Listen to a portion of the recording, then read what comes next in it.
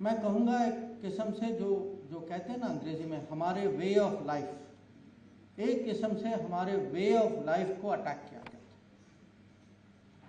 तो आज आप लोगों को समझना चाहिए कि ये सब हुआ और क्यों हुआ।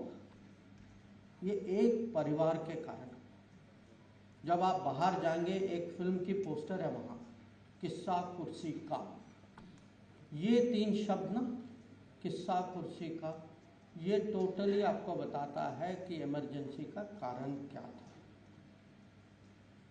और जब एक परिवार, सत्यवा जी ने कहा कि राष्ट्र के बारे में जो भावना जो है, जब परिवार को राष्ट्र से बड़ा मानते हैं तो इमरजेंसी जैसे स्थिति आएगी। ये एक बहुत बड़ा सबक।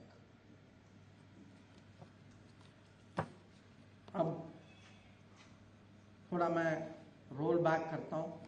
1975 हॉस्टल में थे, और कल ही मेरे साथ एक क्लासमेट थे जो उस समय गिरफ्तार किए गए, वो जेल गए। वो मेरे से पूछ रहे थे कि भाई 50 साल हो गए हैं, आपको याद है उस दिन क्या हुआ। हम नॉर्मल, स्वाभाविक है कि हम लोग आपस में बात करेंगे। तो उस समय बहुत कुछ हुआ, पर अगर मेरे मन में 2-3 ऐसी घटनाएं हैं। एक ही आप ही सोचिए, आप में से काफ़ी लोग, कुछ लोग तो यूनिवर्सिटी में होंगे ना, तो हॉस्टल में रहा होगा या रहते होंगे। आप सोचिए कि एक रात को पूरे हॉस्टल को पुलिस ने घेर लिया, और पुलिस जो है बंदूक के साथ हॉस्टल में आती है और कमरे कमरे में घुस के जांच करा के लोगों को ले जाती है। रात को क्यों? भय लगता है, और ये भय दिलवाने का एक किस्म से एक्सरसाइज था कि लोगों को दबा के रखो। तो आप समझिए कि आप 20, 22, 25 साल के हॉस्टल में सो रहे, और अचानक दरवाजे पे, और जब पुलिस वाले खटखटाते ना, वो माने नॉर्मल नहीं होता। तो अब लोगों को बुलाया गया। एक इन्फॉर्मर जैसा आदमी था जो मास्क, सर पे मास्क था, किसी को ये कहता था, किसी को वो कहता था, और जिसका गलत इशारा था उसको उठा के ले गया। अब ये रात को, और आप सोचिए इसका इम्पैक्ट जो है, इसका ट्रॉमा जो है उस यूनिवर्सिटी पे कितना भयानक है। अब ये रात की घटना, दिन में भी एक घटना हुई कि स्टूडेंट सब लोग जेएनयू के कैंपस में बैठे थे। वो विंटर का मौसम था, लोग मूंगफली वगैरह, संतरा खा रहे थे जैसे स्टूडेंट्स खाते। और अचानक एक पुलिस पेट्रोल आई अंदर, खुद पुलिस कमिश्नर आए स्टूडेंट लीडर को पकड़ के, और वो भी गलत आदमी को पकड़ के गाड़ी में डाल के अपहरण किया सबके साथ। और उस समय इमरजेंसी में अगर गलत आदमी को भी पकड़ते थे, उसको छोड़ते नहीं थे। तो ये आप समझिए कि कोई भी कभी भी, माने आप, ये डेंजर का वातावरण था, अनिश्चितता, भय का था कि पता नहीं किसको उठाएंगे, क्यों उठाएंगे, गलती से भी उठा लिया तो क्या होगा। और साथ ही साथ ये कहानियाँ आ रही थी कि पुरानी दिल्ली में फायरिंग हुई है, कि ये कंपलसरी फैमिली प्लानिंग वेसेक्टॉमी होती थी कि लोग को पकड़ कर, क्योंकि सबका कुछ कोटा दिया जाता था, तो नंबर भरने के लिए ज़बरदस्ती वेसेक्टॉमी किया जाता था। और मैं कहूँगा कि एक किस्म से ये पूरा एक्सरसाइज जो था वो देश और सोसाइटी का मोराल तोड़ने का था कि भाई हम शासन में हैं, हम शासन में रहेंगे, आप पूछने वाले कौन हैं, और हमारे यहाँ पूरी ताकत, सरकार की ताकत हमारे साथ है। संविधान की हत्या हो गई है, अब उसको भूल ही जाओ, हम जो करना है हम करेंगे, और आप जो हैं इसमें आपका कोई और चारा नहीं, आपको सहना ही होगा। ये मैसेज था इमरजेंसी। और उसमें बहुत लोग जो हैं जो पॉलिटिक्स में भी नहीं थे, उन पे भी इम्पैक्ट हुआ। पर जो कॉन्शियसली, जिन्होंने जानबूझ के पॉलिटिकल मंच में पॉलिटिक्स, और उनको पता था उस टाइम पॉलिटिक्स करना माने अरेस्ट होना है। और आप ये नहीं समझिए कि अरेस्ट का है कि भाई आप अरेस्ट हो जाओगे, कुछ दिन बिताओगे, बेल हो जाएगा, निकल जाओगे। इमरजेंसी में जब लोग अरेस्ट होते थे, किसी को पता नहीं था कि कब निकलेंगे, किसी को पता नहीं था कि इमरजेंसी की कभी एंडिंग भी होगी, कि 2 साल बाद इमरजेंसी बंद हो जाए। अब मान लीजिए जो अंदर जा रहा है उसको पता नहीं था कि एक दिन वो बाहर निकलेगा। तो आप ये सोचिए कि किस साहस के साथ जो लोग आज जिसका विमोचन हुआ किताब का, ऐसे लोग जो हैं, जो जब ये रिस्क ले रहे थे, जो लोग जिनकी अरेस्ट हुई थी, उनको जो है ये मामूली राजनीति नहीं था कि आप अरेस्ट कर रहे हैं, ठीक है हो जाएगा, बाद में देखी जाएगी। तो देखिए उन लोगों की साहस उस समय की, ओपनली इमरजेंसी का विरोध करना, इमरजेंसी के खिलाफ काउंटर मूवमेंट चलाना, देश का मोराल उस समय, सोसाइटी का मोराल, हौसला जो है उसको कैसे ऊपर रखना। तो ये आप लोगों को जानना चाहिए। अब ये इमरजेंसी का एक कॉन्टेक्स्ट भी है, अब थोड़ा बहुत आप लोगों ने पढ़ा होगा। मोटी बात ये थी कि इलेक्शन 1971 में इलेक्शन जीतने के बाद कुछ ही साल में सरकार की पॉपुलैरिटी जो है बहुत कम हो गई थी। भ्रष्टाचार बढ़ गया था, इन्फ्लेशन बहुत ज़्यादा था उस समय, और राजनीति जो है उनके पक्ष में नहीं जा रही थी, उसकी दिशा कुछ अलग जा रही थी। पब्लिक में बहुत आक्रोश थी। बिहार और गुजरात में आंदोलन चल रहे थे, गुजरात में सरकार गिर भी गई थी। इलेक्शन हुआ, विपक्ष के लोग चुने गए, एक बहुत बड़ा रेलवे स्ट्राइक हुआ उस समय, और पब्लिक जो है रेलवे स्ट्राइकर्स के साथ उनकी फीलिंग जो थी कि भाई इनका कुछ कारण है स्ट्राइक के लिए। और इस माहौल में, और ये भी था कुछ पारिवारिक विषय भी थे कि वहाँ कोई अपने बिजनेस चला रहे थे, उनके बारे में जो उस समय के युवराज जो थे उनके बिजनेस के बारे में प्रश्न उठा रहे थे लोग। तो ये सब इस माहौल में प्रयागराज, इलाहाबाद हाई कोर्ट का जजमेंट है।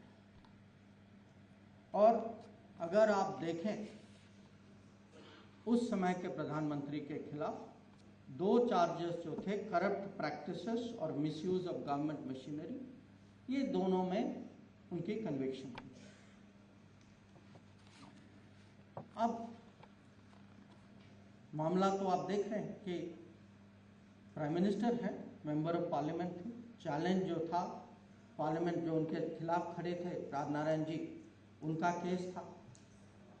और विषय जो है सीट का विषय है कि वो डिस्क्वालीफाई हो चुकी थी। पर एक एमपी का डिस्क्वालिफिकेशन जो है वो इमरजेंसी के डिक्लेरेशन में पूरे देश का सिक्योरिटी का मामला बनाया। ये है उस समय का गैजेट नोटिफिकेशन, और मैं आपको उसका ऑपरेटिव सेंटेंस में पढ़ के सुना देता हूँ। I, Fakhruddin Ali Ahmad, President of India, by this proclamation declare that a grave emergency exists whereby the security of India is threatened by internal disturbances. विषय है एक सीट का, एक डिस्क्वालिफिकेशन का, करप्ट प्रैक्टिसेस का, और देखिए उसको सिक्योरिटी ऑफ इंडिया का विषय बना दिया और इमरजेंसी डिक्लेयर करा दिया। अब इसके जो राजनीतिक परिणाम वो तो उसी रात को तुरंत दिखाई दिया कि जो देश के बड़े बड़े नेता जो थे, जयप्रकाश नारायण जी के अलावा मोरारजी देसाई, अटल जी, आडवाणी जी और बहुत सारे ऐसे लोग, सबको गिरफ्तार किया गया। उसमें से मेरे लिए, क्योंकि मैं यूनिवर्सिटी स्टूडेंट था, पर मेरे घर में मेरे पिताजी जो थे वो सिविल सर्वेंट थे, सरकार में काम करते थे, पर वो पॉलिटिकली काफ़ी कनेक्टेड थे। तो हमारे घर में दो लोग, एक यूनिवर्सिटी जो जेएनयू में हमारा कनेक्शन सबसे ज़्यादा जॉर्ज फर्नांडिस के साथ, और घर में जो है मेरे पिताजी के दोस्त चंद्रशेखर जी थे। तो जब हम लोग क्योंकि उस समय हमें पता भी नहीं था कि कौन कौन अरेस्ट हुए। कुछ लोग जो बड़े नेता थे उनके बारे में पता था, जो उतने फेमस नहीं थे, वो तो बस उठा के उनको ले गए। इनके बारे में हमें पता था। तो हर फैमिली जो है किसी न किसी का कहीं ना कहीं इमरजेंसी के साथ ये पर्सनल कनेक्शन भी, कि जब मैं सोचता हूँ, मेरी जो यादें जो होती हैं उस समय की, और जो पॉलिटिकल लीडर्स जो हैं, क्योंकि हमारा जो है फर्नांडिस जी, जॉर्ज साहब के साथ कनेक्शन था, और चंद्रशेखर जी को हम बहुत अच्छी तरह जानते थे, तो वो हमें ज़्यादा फील हुआ। और जो जेएनयू में वैसे वो एक्टिविज़म इमरजेंसी के खिलाफ, क्योंकि आप स्टूडेंट्स को तो कभी चुप तो कर नहीं सकते, तो वो तो अपना कहीं ना कहीं किसी न किसी तरीके से विरोध करते जाए। और विरोध करने के भी बहुत तरीके होते हैं, कि कोई क्लास नहीं जाओ, कोई कुछ ऐसा कुछ सिग्नलिंग करो कि भाई मैं सिस्टम के खिलाफ, कि मैं नहीं मानूंगा। तो इमरजेंसी की एक किस्म से अपनी एक कल्चर थी कि आप कैसे सिग्नल करें या कैसे दिखाएं कि हम जो है इमरजेंसी के विरोध में हैं। और मैंने हॉस्टल का भी, मुझे जो मेमोरी जो है उस समय, यादें जो है, कि क्योंकि एक स्टूडेंट हॉस्टल जो है ऐसी जगह है, एक नेचुरल रेफ्यूज है, कि किसी को कहीं जाना है, कि कोई और नहीं मिला तो कहीं स्टूडेंट हॉस्टल में चलो कुछ 1-2 दिन बिता दिए।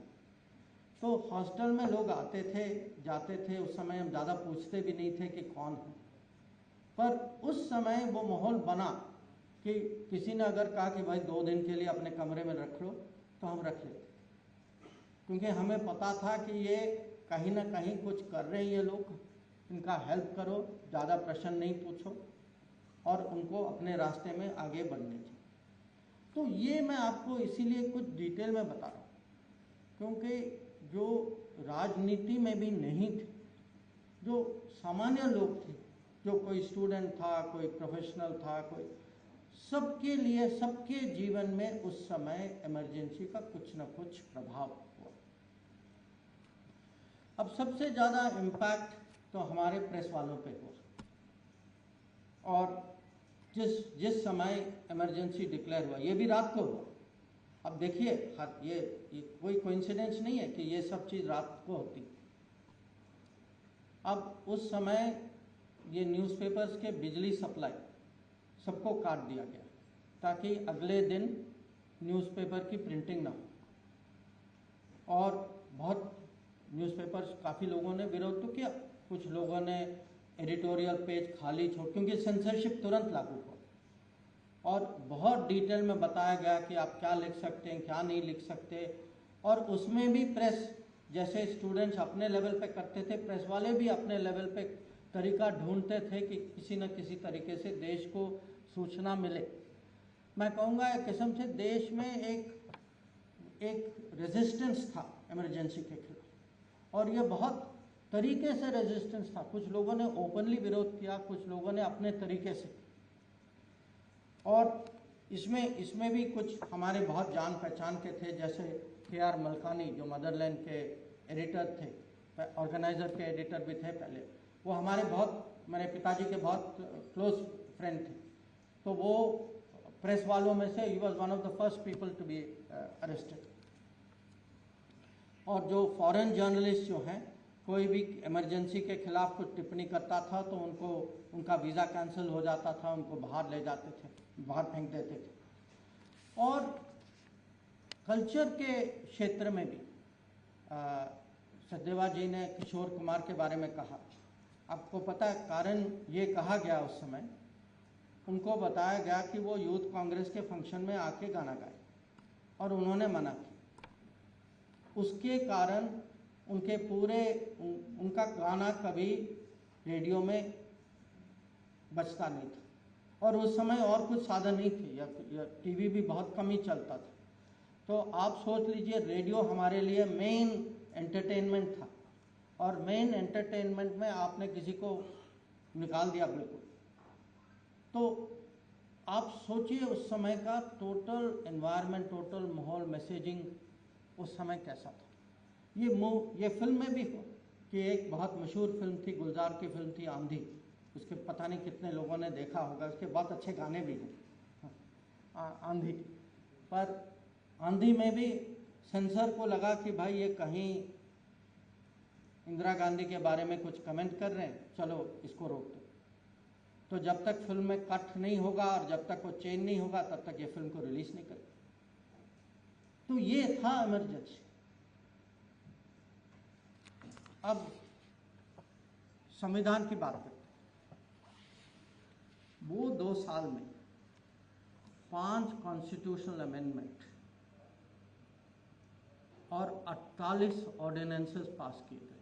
सोच लीजिए 2 साल में 48 ऑर्डिनेंस, 5 कॉन्स्टिट्यूशनल। और इसमें 3 जो अमेंडमेंट जो थे ये बहुत महत्वपूर्ण थे। एक तो था 38th अमेंडमेंट कि डिक्लेरेशन ऑफ इमरजेंसी, आप इस पे आप कोर्ट नहीं जा सकते। 39th अमेंडमेंट था कि प्राइम मिनिस्टर के चुनाव पे आप कोर्ट नहीं जा सकते। और 42nd था कि जो फंडामेंटल राइट्स जो है इसको आप डाइल्यूट करेंगे और कोर्ट्स की पावर जो है इसको आप कम करेंगे। और मैं कहूँगा जब आप पता नहीं आप लोगों ने वो जो प्रदर्शन जो बाहर है उसमें आप आने के पहले कुछ समय तो देखा होगा, उसमें से एक बहुत मशहूर केस है वहाँ जिसका जिक्र है वहाँ बाहर कि ये केस है एडीएम जबलपुर वर्सेस शिवकांत शुक्ला, जहाँ अटॉर्नी जनरल कहते हैं कि अगर आपकी जान भी जाए इमरजेंसी में आप कोर्ट में आपको कोई राहत, कोर्ट आपको राहत नहीं दे सकता। ये थी इमरजेंसी। तो जो कॉन्स्टिट्यूशन पे जो असॉल्ट हुआ, जो इंस्टीट्यूशंस पे जो असॉल्ट हुआ, इसके परिणाम जो है सालों तक रहे और चुनाव के बाद रिकवरी करना। और आज हमें इसीलिए जब हम बात करते हैं कि संविधान की हत्या हुई, जब आप प्राइम मिनिस्टर का इलेक्शन, जब आप इमरजेंसी का डिक्लेरेशन, जब आप कहते हैं कि आपके फंडामेंटल राइट्स, जब आपके जीने का हक जो है वो संविधान के बाहर है, वो है संविधान की हत्या। अब मेरा इंटरेस्ट फॉरेन पॉलिसी, आप जानते हैं विदेश मंत्री तो हूँ। इमरजेंसी के समय में कभी कभी बड़े निर्णय लिए जाते थे बिना डिबेट के। ये मॉक पार्लियामेंट है, उस समय इमरजेंसी पार्लियामेंट था। आजकल एक चर्चा हो रही है कि श्रीलंका में हमारे मछुआरे जाते हैं और उनको गिरफ्तार किया जाता है। आपको पता कारण क्यों?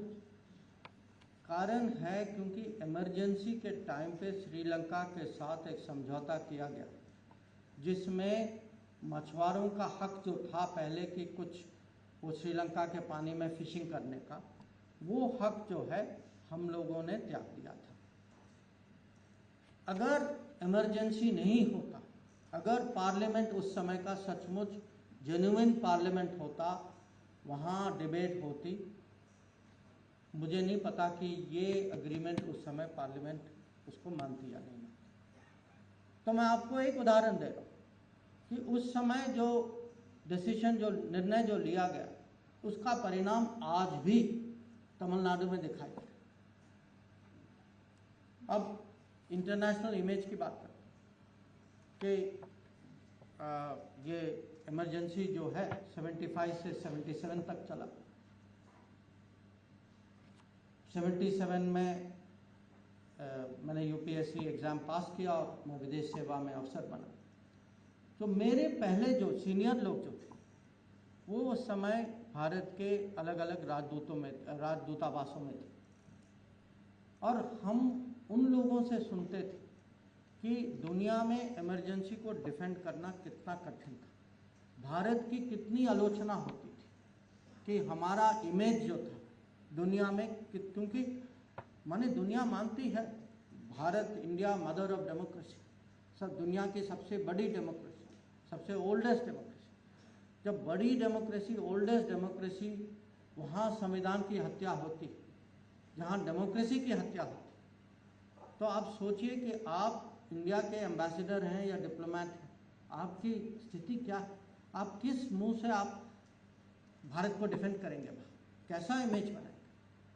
ये हम लोग सुनते थे अपने सीनियर लोग से उस समय। और इंटरेस्टिंग बात यह है कि इमरजेंसी के बाद भी आप जानते हैं 77 में चुनाव हुआ, जनता सरकार आई, बाद में सालों बाद इंदिरा गांधी से पूछा जाता था, मैंने हाल ही में एक न्यूज़पेपर में पढ़ा था कि एक अमेरिकन पॉलिटिकल साइंटिस्ट ने पूछा कि is there anything you would have changed about emergency? He said Mrs Gandhi thought for a moment and she said no. तो आप सोचिए, और ये आफ्टर मेनी ईयर्स। तो कभी आप ये सोचिए कि Congress party, Indira Gandhi, even Rajiv Gandhi, they have never expressed regret for emergency. This is also something we should note. Now,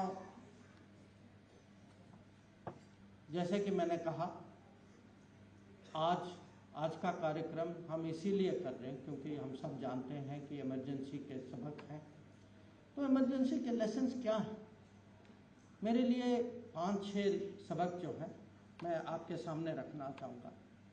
एक तो मैं बहुत विश्वास के साथ कह सकता हूँ कि डेमोक्रेसी जो है हम लोगों के डीएनए में, कि अगर हम जो है ऐसे माहौल में, क्योंकि बहुत जगह जो हैं ऐसी तानाशाही, ऐसे माने जो अत्याचारें हुई थी, पर जिस तरीके से, जिस डेमोक्रेटिक तरीके से हम लोगों ने विरोध किया, अंत में फोर्स किया कि इलेक्शन होगा।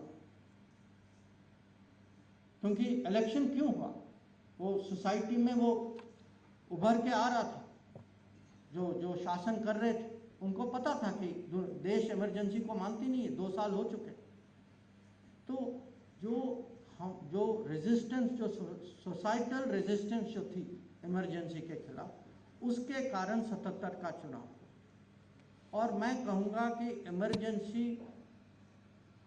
से ये साबित हुआ कि डेमोक्रेसी जो है हम लोगों के खून में है, हमारे डीएनए में है, और हम किसी भी हालत में हमारी जो डेमोक्रेसी जो है, जो फ्रीडम जो है, जो कॉन्स्टिट्यूशन जो है, इसको हम, भारत की जनता हर समय इसकी सुरक्षा करेगी, कोई खोने के लिए तैयार नहीं। दूसरा कि फ्रीडम्स जो है, इमरजेंसी जैसे स्थिति तब होती है जब लोग जो हैं अपना हित, और मैं आपके उस कहानी के बारे में मैं सोच रहा था, जब फैमिली देश के से ज़्यादा आप फैमिली को आगे करते हैं, तब इमरजेंसी जैसे स्थिति होती। और ये जो है, अब उस समय का नारा था कि Indira is India and India is Indira. तो जब ये पारिवारिक राजनीति होती है, इसका आप डेंजर समझिए, क्योंकि आपको बहुत गलत रास्ते में ले जाती है और इसमें देश का नुकसान होता है, जैसे इमरजेंसी में हुआ था। तीसरा कि जब आज भी लोग कहीं देश की बुराई करते बाहर जाके, जब हमारे इंस्टीट्यूशन, जब हमारे चुनावों के बारे में टिप्पणी करते, जब इलेक्शन कमीशन पे कुछ कहते, तो आप ये नहीं समझिए कि ये कोई एक्सीडेंट है। आप इन लोगों से बच के रहें, क्योंकि जब लोग हमारे इंस्टीट्यूशंस को अटैक करते हैं, अगला कदम है कॉन्स्टिट्यूशन को अटैक करें, फिर डेमोक्रेसी को अटैक करें। तो हमें जो है अपने इंस्टीट्यूशंस को प्रोटेक्ट करके रहना चाहिए, क्योंकि हम एक किस्म से डेमोक्रेसी को प्रोटेक्ट करें। चौथा कि हम जो है अपने सिटीजन, अपने नागरिकों को एम्पावर करना चाहिए। और आपने देखा होगा कि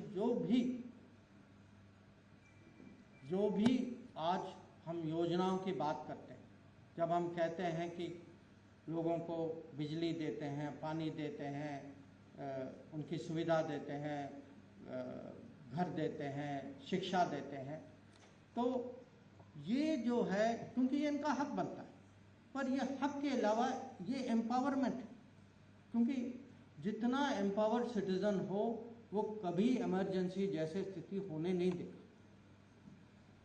75 और 77 के बीच में लोग इतने एम्पावर्ड नहीं थे, पर तब भी उनमें वो भावना थी कि हम इसको चलने नहीं देंगे। और आखिरी कि हमें जो है, जो नेशनल स्पिरिट जो ये हमें बना के बढ़ा के रखना चाहिए। और इसके अवसर होते हैं कभी कि देश मिलजुल के राष्ट्र हित, राष्ट्र भावना के साथ आए। आपने देखा होगा कि ऑपरेशन सिंदूर के बाद मैं बहुत गर्व से कह सकता हूं कि खाली इंडियन डेमोक्रेसी है कि हर पार्टी के लोग डेलीगेशन में बाहर जाए, एक स्वर से भारत का हित दुनिया के सामने रखें।